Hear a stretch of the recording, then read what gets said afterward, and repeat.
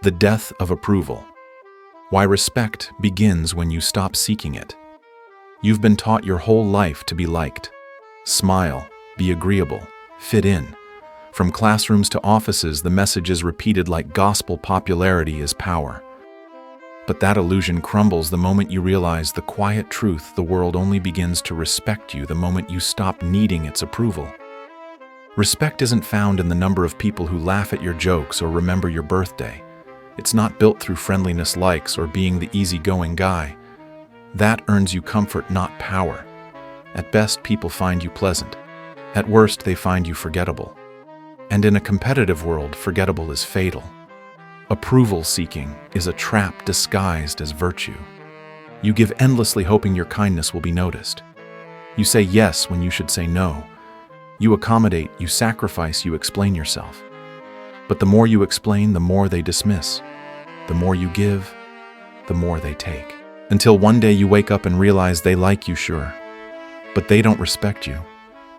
And without respect, you hold no leverage. Here's the pivot Machiavelli would demand. Stop performing, stop proving, start imposing. Respect does not come from how well you please others. It comes from the quiet, firm signal that you don't need them to like you. You're polite, but you don't flatter. You're present, but not always available. You show warmth, but never desperation. The man who earns real respect is not the loudest or most charming. He is the man whose boundaries are clearly marked and enforced. When people sense that there's a line they cannot cross, a standard they must meet to access your time, attention, or favor, they begin to act differently around you. They lower their voices. They watch their words. They calibrate. That calibration is power. People don't fear cruelty. They fear consequence. They fear disappointing the one person in the room who never begged for their affection. The one person who can walk away at any moment and leave the room quieter, colder, less alive. And they'll do anything to avoid that vacuum. So withdraw your need to be liked. Replace it with the calm certainty of someone who knows their worth. Let them gossip. Let them misunderstand. Let them wonder. Because once they feel the weight of your silence, once they see that your kindness is a choice, not a currency, they will realize what you've known all along. Respect is not something you ask for. It's something they give when they fear losing you. The power of silence. Why mystery speaks louder than words. In a world addicted to noise, silence is a rare weapon. Everyone is talking, posting, tweeting, explaining, oversharing. We're told that to be seen, we must be loud. To be loved, we must be transparent. But the more you say, the less weight your words carry. The man who masters silence becomes a ghost the room can't ignore. Silence unsettles people, not because it's rude, but because it's unpredictable. And in a social world where people crave control, unpredictability is power. When you speak less, people listen more. When you reveal less, they obsess more. Because human psychology can't resist a vacuum, and when you leave gaps, others rush to fill them with imagination, assumptions, and fear. Mystery makes you bigger than life. When you stay silent during gossip, your absence becomes a statement. When you withhold details about your life, your decisions seem deliberate, even prophetic. Others start to whisper about you not because they know who you are, but because they don't. And in that uncertainty, you gain leverage. This is why Machiavelli would caution against explaining yourself too often. The more you defend, the more you seem guilty. The more you talk, the more predictable you become. And predictable men are never feared, only used. The modern world doesn't just misunderstand silence, it fears it. Colleagues interpret it as judgment. Friends see it as emotional distance. Partners read it as power. And they're not wrong. Because when you practice controlled silence, you shift the balance of power in every interaction. You give nothing for free. Every word becomes intentional, weighted, measured like currency in a market of noise. But silence is not passivity. It's presence without performance. It's the art of making people wonder what you're thinking, even when you're doing nothing. It's the psychological tension of being unreadable in a room that's begging for validation. And the result, people walk on eggshells. They watch what they say. They hesitate to challenge you. because you've created a fog they can't navigate. In that fog, your aura grows. In that fog, you control the frame. So withdraw from the noise. Speak with purpose, not out of habit. Let your silence haunt their minds longer than words ever could, because in the end, power is not always taken by force. Sometimes it's built quietly in the gaps between sentences, in the pause before a reply, in the stillness of a man who does not need to explain himself. Be that man, the one they can't figure out. And dare not underestimate. Cut the cord. Why emotional independence is the first step to power. Most people live with an invisible wire running through them. One end attached to their emotions, the other to public opinion. Every compliment lifts them. Every insult cuts deep. They rise and fall with the tides of others' approval, never realizing how fragile that makes them. The first true upgrade of the Machiavellian mind is cutting that wire. Approval is addictive because it feels like connection. You smile and they smile back. You agree and they nod.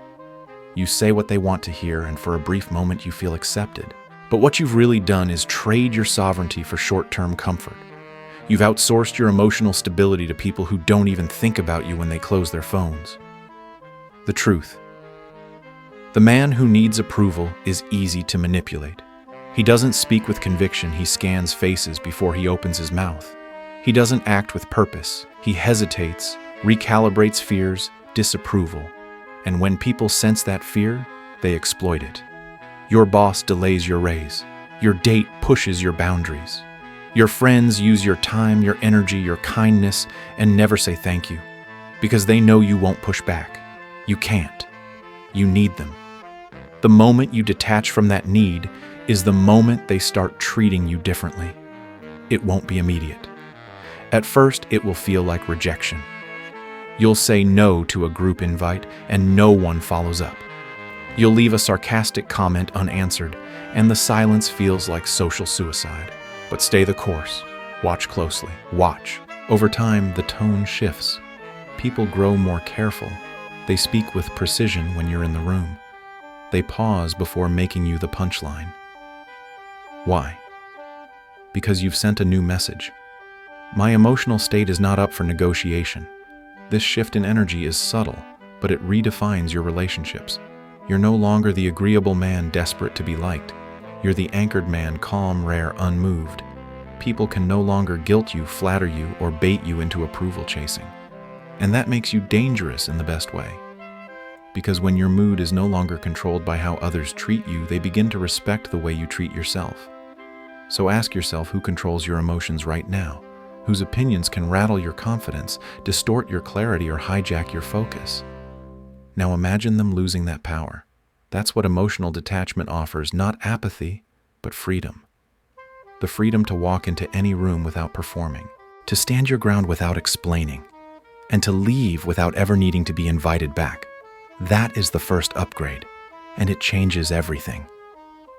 Invisible walls, how boundaries quietly create power. In a world that constantly demands your time, your story, your energy, the most powerful thing you can build is an invisible wall. Not one made of stone, but of standards. Not to keep everyone out, but to ensure that only the worthy get in. Boundaries, when clearly defined and consistently enforced, become silent levers of power. Most people give access too freely. They say yes to extra work with no reward. They overshare in conversations with people who only want gossip. They stretch themselves thin, believing that being available will earn them respect. But what it earns is the opposite: exploitation. People learn quickly when your time is cheap. They interrupt you mid-task. They text at midnight expecting a reply. They borrow your energy, your insights, your effort, and return nothing. But this isn't about blaming them. It's about recognizing what your silence has allowed. Machiavelli wouldn't tell you to lash out. He'd tell you to tighten the gates, make them work to access you. When you say yes, make it cost them something. If your manager asks for a favor, agree only if it secures a public acknowledgement or future autonomy. This isn't being transactional, this is being strategic. It teaches others that your cooperation is not a given, it's earned. Your boundaries also extend beyond time. They include how much of yourself you reveal. Oversharing may feel honest, but it creates emotional debt. When you offer every detail, you give people a blueprint to predict you or worse, manipulate you. Keep your biography sacred. Redirect the conversation when needed. Scarcity doesn't push people away. It draws them in.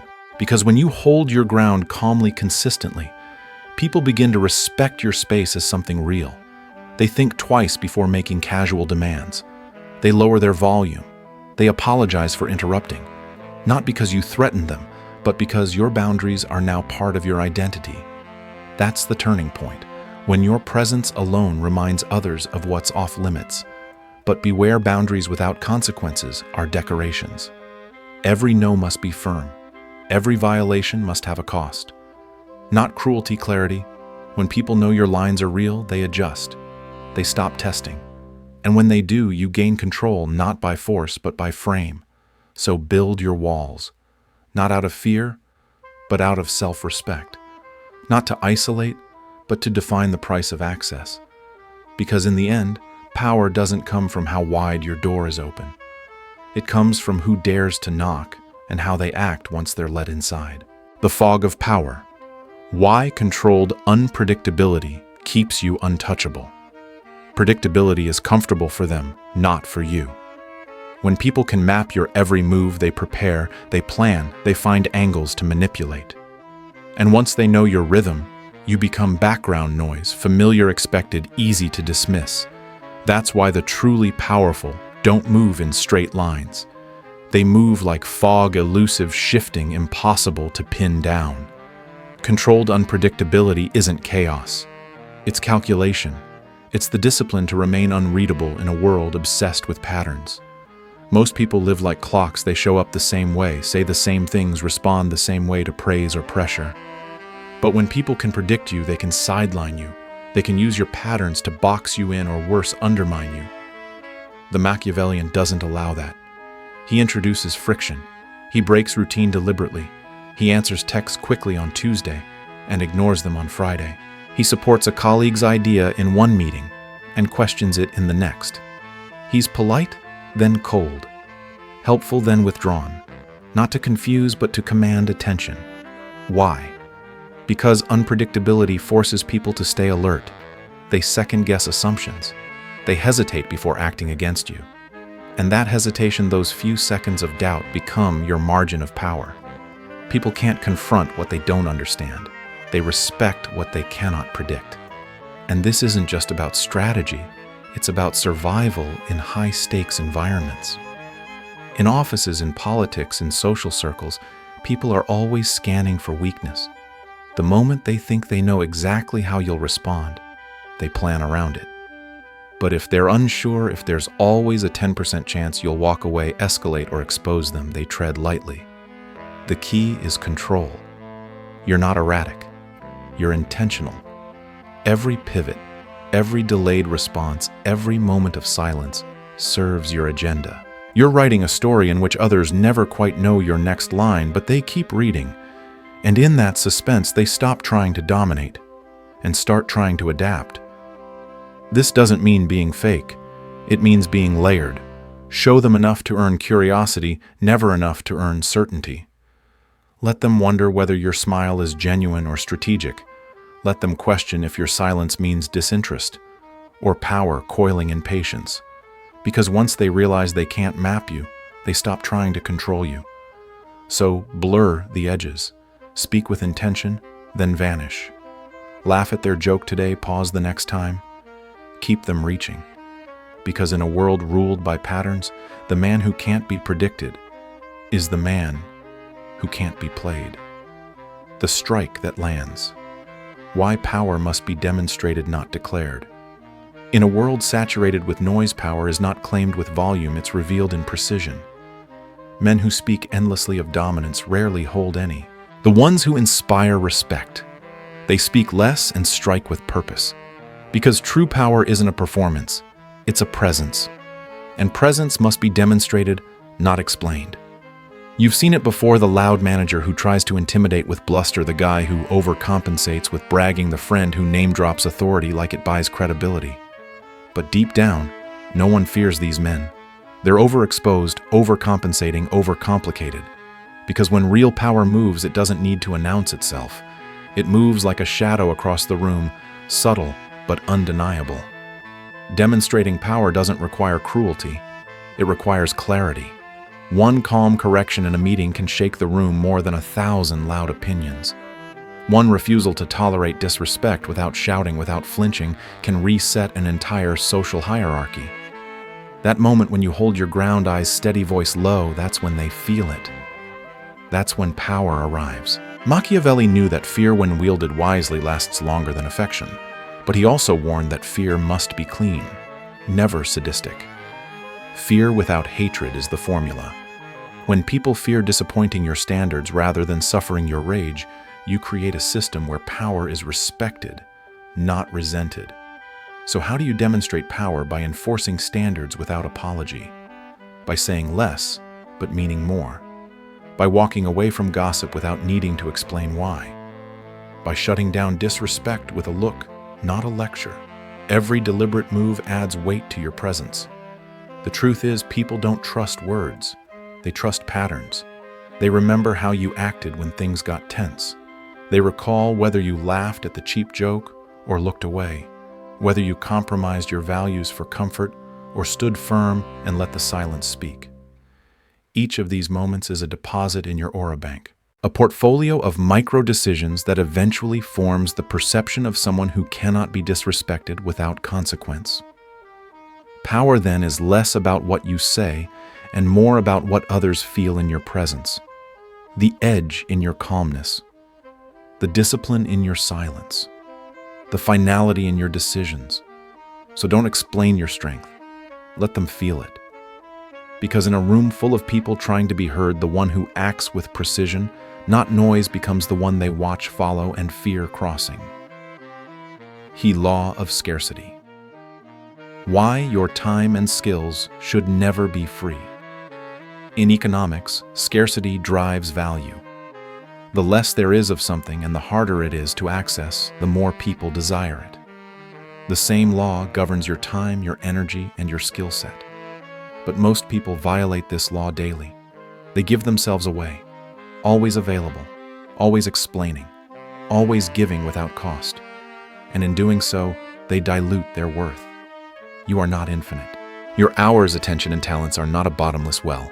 Yet if you treat them like they are, if you offer them freely to everyone who asks, the world will treat you accordingly as ordinary, replaceable, easy to reach and easy to ignore.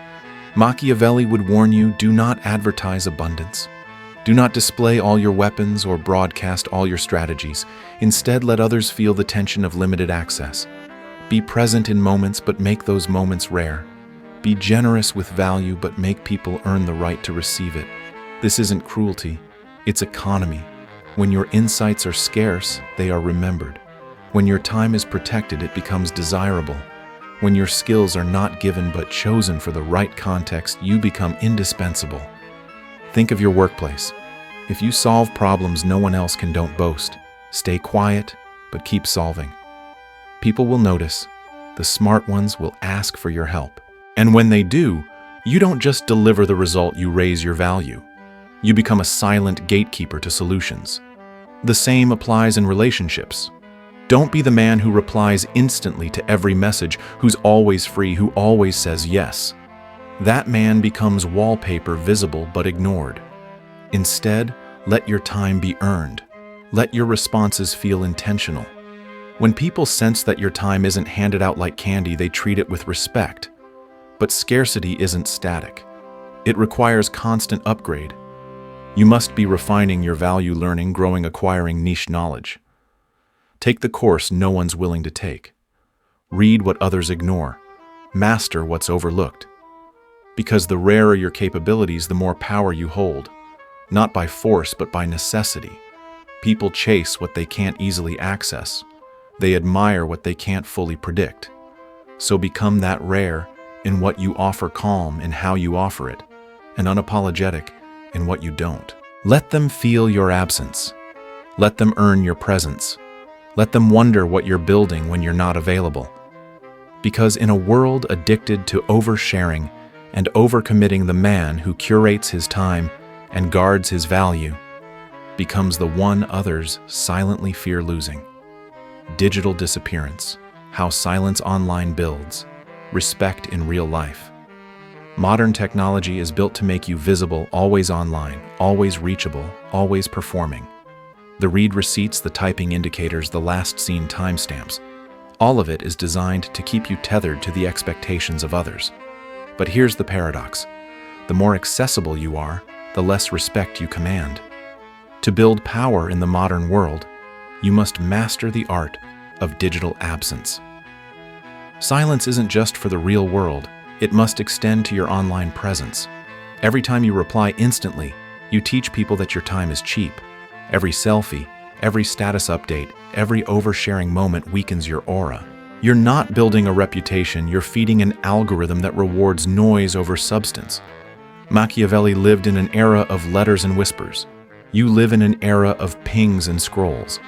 But the principle remains: control access, manage perception, and never reveal your full hand. Start with your notifications. Turn them off. Your phone should not dictate your urgency. People shouldn't know when you're online, when you've read their message, or when you're thinking of replying. Let them sit with the unknown. Let them wonder. That uncertainty makes them cautious. Then examine your posting habits. Are you broadcasting your life in real time, announcing every goal before it's done? That invites sabotage. Achievements should be shown after maturity, polished, final, undeniable. Not in progress, not in drafts. When you appear only after the work is done, you appear inevitable. The man who posts less, replies slower, and remains hard to track develops a mythos. People assume you're working on something greater. They fill in the blanks with awe or anxiety. Both are useful. Because mystery online mirrors strength offline, and the ones who can't reach you digitally will work harder to earn your time in person. Digital minimalism isn't about deleting everything. It's about using technology on your terms. Respond when it suits your agenda. Appear when it strengthens your image. Post only what elevates, never what appeases. This discipline doesn't go unnoticed. Clients, colleagues, even romantic interests will begin to shift. Their messages will grow more thoughtful, their tone more respectful, because you've trained them access to you is earned, not assumed. In the noise of social media, everyone is shouting to be seen. But the man who steps back, who vanishes from the feed yet grows in real life, he becomes unforgettable. Be that man. Silent, strategic, present on your terms. And in a world where everyone's available, become the one they can't reach and can't stop thinking about. Daily discipline. How micro moments build a fortress of respect. Respect isn't built in grand speeches or dramatic confrontations. It's not won overnight with a sudden act of defiance. True respect, the kind that precedes you into a room and lingers after you've left, is built in silence, one disciplined decision at a time. People are always watching, whether consciously or not. They don't just see what you say. They see how you say it, how you move, what you tolerate, what you ignore, your tone when you're interrupted, the way you respond to flattery or disrespect or challenge. These aren't small moments. They're the fabric of your image, and in that fabric, every thread matters. When you maintain eye contact 1 second longer than expected, you signal resolve. When you walk away from petty drama without explanation, you signal strength. When you dress with intention, train, consistently speak only when substance demands it, you're building something most people never will, an unshakable presence. Machiavelli would tell you, aura is not charisma. Aura is calculated consistency, and the foundation of that consistency is discipline. Discipline in your calendar, discipline in your speech, discipline in your posture, your time, your tone. You don't wait for a moment to prove yourself, you become undeniable through repetition. It starts with your morning. Do you check your phone before you breathe? Or do you take control of the day before the world lays its expectations on you? Do you spend time sharpening skills? No one asked you to master, but will one day need. Do you say yes out of guilt or out of strategy? These questions aren't trivial. They're tests. Every moment you hold the line, every time you say no, when it would have been easier to please, every time you pause before reacting, you make a deposit in your aura bank. And unlike popularity, aura compounds. But it can also be withdrawn. One emotional outburst, one desperate over-explanation, one lapse in self-respect. These moments seem small, but people remember them. They become permission to treat you with less caution, less care. So audit your habits, sharpen your routines, guard your presence like a territory. When people see you carry yourself with care, they're forced to do the same, because no one respects a man who can't control himself. But the man who disciplines the little things, his time, his tone, his habits, becomes someone they can't ignore. Respect isn't requested. It's rehearsed daily, quietly, relentlessly. And when the time comes to act, it's that discipline that turns your silence into signal and your presence into power. The circle you keep. Why real relationships begin. Where boundaries are respected. Many people confuse love with permission. They think real friendship means constant access. That intimacy requires emotional availability on demand. That loyalty means surrendering your time, your energy, your goals. But what they're really describing is dependence, not connection. True relationships, the ones that endure and elevate, are built within the frame of unapologetic boundaries. You can tell everything about a relationship by how it responds to the word no. If someone grows distant, resentful, or guilt-inducing, the moment you assert yourself, they were never there for you, only for what they could extract from you. Boundaries don't push away real friends. They filter out the opportunists. Machiavelli might not have spoken much about friendship, but he understood this power and closeness must be managed. Even allies must be tested, not through manipulation, but through clarity. And your boundaries are that test. Start with time. You don't owe endless availability to anyone, not friends, not family, not even those you love deeply. Your calendar is your strategy map. When people respect it, they respect your mission. When they don't, they're asking you to shrink so they can expand. Politely decline. Next, examine emotional access. Some friends want to know everything. Every frustration, every setback, every secret. But intimacy isn't about sharing everything. It's about sharing what's earned. Keep your deepest thoughts for those who have proven themselves through action, not just affection. Confidants must be vetted. Structure your circle into 3 layers. Confidants who share your values and respect your limits. Collaborators who trade value and help each other grow. Spectators who admire from a distance but are not entitled to your time or energy. This hierarchy doesn't make you cold. It makes you clear. And clarity in the long term is more loving than indulgence, because when people know where they stand with you, trust deepens. The game playing ends. Authenticity begins. Even with family, the same truth applies. Respect is not automatic, it's cultivated. You can honor your roots without allowing guilt to dictate your present. You can show love without compromising who you're becoming. And when you live like this, something powerful happens. The people who remain in your life are stronger, deeper, more aligned. They rise with you. They adjust to your standards, not because you begged, but because you stood firm. Because in the end, those who respect your boundaries aren't just your friends, they're your allies. And those who resent your boundaries, they were never truly with you to begin with. Evolve or be forgotten. Why reinvention is the ultimate form of power. Comfort is seductive. It whispers that you've done enough, that you've earned the right to coast, that your current identity is solid, admired, respected. But in the Machiavellian world, comfort is the first step toward invisibility. The moment you stop evolving is the moment the world begins to outgrow you. People respect motion, not frantic, desperate movement, but strategic evolution. When you change on your own terms, you signal agency. When you grow before others expect you to, you become unpredictable. You become untouchable. And that's the key in a world obsessed with labels. Reinvention is your escape route. Most men build one identity and cling to it like a life raft. The nice guy, the professional, the loyal employee, the provider. But the world shifts. The rules change. And if you're still clinging to who you were at 25, when you hit 35, people will feel it, even if they can't articulate it. you'll become outdated, predictable, easy to define, and easy to dismiss. Machiavelli would advise this: always stay one step ahead of the frame they try to put you in. That means pivoting when comfort sets in. That means leaving the job that pays well but deadens your spirit. That means mastering a new language, a new city, a new skill, not because you have to, but because reinvention builds aura. And here's the truth. Most never hear the more identities you master, the harder you are to control. The corporate strategist who also writes fiction. The engineer who also trains jujitsu. The teacher who speaks 3 languages and can disappear for a year and return more valuable than before. These are the men others whisper about, not because they're flashy, but because they're fluid. This evolution isn't just for optics. It's a psychological shield. When life hits layoffs, betrayal crises, it's your adaptability that becomes your weapon.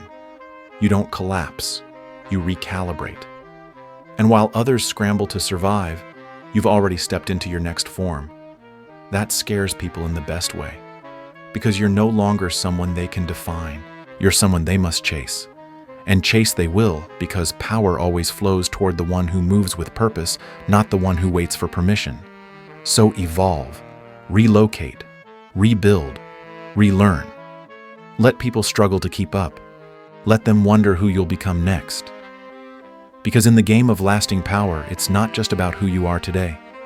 It's about who they fear you're becoming tomorrow. Your aura is the armor. Why reputation must be cultivated daily. Power doesn't always walk into a room.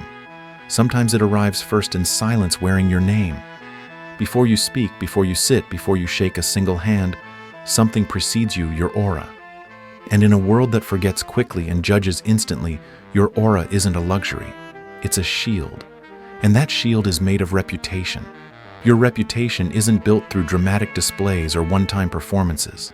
It's forged in the repetition of subtle signals: how you carry yourself when no one is watching, how you respond when you're interrupted, the calm you hold when others unravel. These are the micro moments people catalog, and over time they become your legend. But here's the mistake most make: they assume reputation is static, that once earned it holds. It doesn't. Reputation has inflation. One moment of neediness, one bout of oversharing, one emotional lapse, and you withdraw from the aura bank. People forget your discipline the moment you compromise it. Machiavelli would tell you this: guard your image like a fortress. Speak only when necessary. Let your work whisper your competence. Move with precision. Hold boundaries without apology. Dress, speak, and carry yourself in alignment with the man you intend to be, not the man others expect you to remain. This doesn't mean perfection. You'll make mistakes. You'll say too much, reply too fast. Stay too long at a table that doesn't deserve you. When that happens, don't spiral. Course correct, swiftly, silently, strategically. Let the world see not the stumble, but the return to form. Even in leisure, reputation echoes. Your hobbies speak, your posture speaks. The company you keep speaks volumes, so choose deliberately. The world draws conclusions fast. Don't give them reasons to draw the wrong ones. This is the paradox: real power is quiet, but it leaves loud impressions. And it comes not from domination, but from consistency. People may not recall every word you said, but they'll remember how you made them feel when you entered the room, decisive, self-contained, immovable. Reputation is what makes others hesitate before they joke at your expense.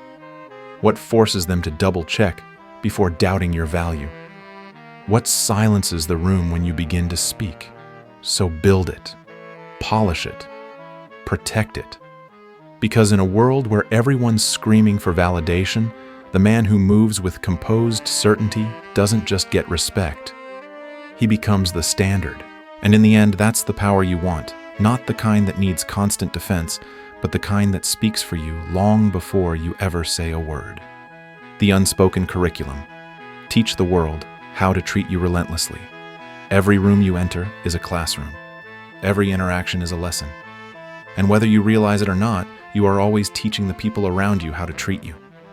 The question is, are you teaching strength or submission? Respect isn't a one-time event. It's not earned once and stored away for life. It must be reinforced, refreshed, and recalibrated through repetition, just like gravity keeps you grounded only because it never stops pulling. The moment you relax your standards, others begin to forget them. And when they forget, they test. The mistake most people make is assuming that boundaries once stated will be honored forever. But human nature doesn't work that way. People are opportunistic. They test doors just to see which ones are locked. If you let a snide remark slide, you teach that disrespect is tolerable. If you allow lateness, you teach that your time is flexible. If you explain your boundaries too much, you teach that your no is negotiable. Machiavelli understood the world molds itself around the energy you project. If that energy is hesitant, you'll be challenged. If it's needy, you'll be used. But if your presence demands caution, if your silence stings more than their insults, people learn to tread lightly. And once they adjust, they stay adjusted. But here's the hard part. The lessons must be consistent. You don't get to teach self-respect on Monday and chase approval on Friday. You can't enforce a boundary once then retreat the next time it gets uncomfortable. Power is built in the pattern. It's not about dramatic moments. It's about micro decisions repeated with precision. This means that every arena of your life, dating, work, family, roommates, clients, is an opportunity to set a standard. Speak with clarity. Act with certainty. Walk away without drama when lines are crossed. Let absence teach what presence failed to. Let your choices be the syllabus. And don't expect applause. Many won't like your shift. Some will accuse you of arrogance. Others will test harder. Let them. Those who stay and rise to meet your standard are your allies. The rest are noise revealed by the gravity of your integrity. Because in the end, you teach the world how to treat you not once, but every time you open your mouth, decline a request, hold eye contact, or leave a room quietly when the vibe goes wrong. Never stop teaching, not with words, but with how fiercely, calmly, and consistently you honor yourself. Strategic distance. Why detachment is not coldness, it's self-mastery. To the insecure, detachment looks like arrogance. To the approval addicted, it feels like cruelty. But to the one who understands power, detachment is not the absence of emotion, it's the refusal to let emotion dictate strategy. It is not coldness, it is sovereignty. We've been taught to conflate connection with availability, to believe that care means constant presence, that love means constant surrender, that friendship means constant yes. But what if the highest form of respect you could offer others was not over-access, but clarity? What if the greatest gift you could give yourself was emotional independence? Machiavelli wouldn't tell you to become numb. He would tell you to become selective. The detached man still loves, he still helps, he still celebrates, laughs, and listens, but he does so by choice, not obligation. He gives from a place of strength, not from a hunger to be liked. Because here's the truth, if your warmth is driven by a fear of losing people, it's not warmth. It's weakness disguised as kindness. Detachment cuts that cord. It allows you to remain centered while the world around you sways. You can say no without guilt. You can leave without explanation. You can care deeply but never compromise your dignity for temporary approval. And this kind of calm power is rare. In a world where people chase validation like oxygen, the man who doesn't need it becomes magnetic. His presence feels different. His energy doesn't beg, it anchors. He listens more than he speaks. He chooses solitude over noise. He doesn't flinch when misunderstood because he knows clarity often looks like rebellion to the emotionally fragile. But detachment takes practice. It requires you to sit in the discomfort of being misjudged, to allow others to project, misunderstand, and fabricate while you stay focused on your mission, to give no explanations to those who've earned no access, to make peace with being the villain in someone else's drama. And over time, people will adjust. The ones who can't control you will fall away. The ones who value sovereignty will rise to meet you. Because detachment doesn't kill intimacy, it filters for authenticity. You're no longer choosing relationships that thrive on emotional dependence. You're building bonds where respect is mutual and freedom is sacred. So the next time someone says, "You've changed," nod. You have. You've stopped being available for what drains you. You've stopped explaining what should already be respected. And in that quiet refusal, you became untouchable. The equation of power: leverage scarcity, discipline and self-mastery. Power is not given. It's not granted by popularity or assigned by title. Real power, the kind that shifts rooms and silences noise, is forged from the inside out. And it follows a formula few dare to live by: leverage plus scarcity plus discipline plus self-mastery. That is the modern Machiavellian code. Let's break it down. Leverage is the art of controlled dependence. It means people need something from you: access, information, skill, presence, and they know they can't get it without cost. It's the value you hold without advertising it, the favor you can grant, but won't unless it serves your strategic interest. When others rely on you, but you rely on no one, you hold the higher ground. Scarcity multiplies that leverage. When your time is rare, it becomes sacred. When your availability is limited, your presence becomes memorable. Oversaturation is the death of respect. People chase what they can't easily access. So the less you offer, the more intentional your moments feel, and the more power each of those moments carries. Discipline is the infrastructure that holds everything up. Without discipline, power leaks. A man without control over his calendar, his body, his emotions, is a man who can be baited, rushed, or manipulated. Discipline sharpens your edge. It lets you operate under pressure. Stay quiet when others erupt, act decisively while others hesitate. Discipline turns principles into reflexes. And then there's self-mastery, the rarest form of strength. It's the inner stillness that makes you untouchable. You're no longer thrown off by gossip, rejection, or praise. You're immune to both applause and insult. Self-mastery means your choices are no longer reactive, they're calculated. You've tamed your ego, and in doing so, you've become unreadable to the shallow. Together, these four elements form an aura. People feel it before they understand it. They lower their voice when you speak. They hesitate before asking for too much. They watch how you move because something about you says, "This man is not like the rest." And here's the truth: most people will never build this, because it requires solitude. It demands sacrifice. It forces you to walk away from comfort, validation, and attention. But if you can endure the silence of becoming, you'll emerge as the one they can't ignore. So refine your leverage, guard your scarcity, enforce your discipline, master yourself. Because in the long game of power, the man who controls these four controls everything. Live with weight, the everyday power of strategic presence. In a world obsessed with being liked, the most powerful move you can make is to stop performing, stop explaining, stop offering unlimited access to your time, your emotions, your attention. People don't respect what's always available, they respect what's earned. That's the real-life application of everything you've just learned. Teach others how to treat you through how you treat yourself. This doesn't mean becoming cold or detached from life. It means becoming selective about who gets your energy, how you spend your time, and what you tolerate. It means saying no without guilt. It means walking away without drama. It means dressing like you respect yourself, speaking like your words carry weight, and moving like someone who answers only to his own standard. Everyday life offers constant tests: the coworker who interrupts the friend, who takes more than they give, the date who jokes at your expense. These are not minor moments, they're micro auditions for how the world will treat you going forward. Your silence, your eye contact, your boundary, those are the answers. Use them.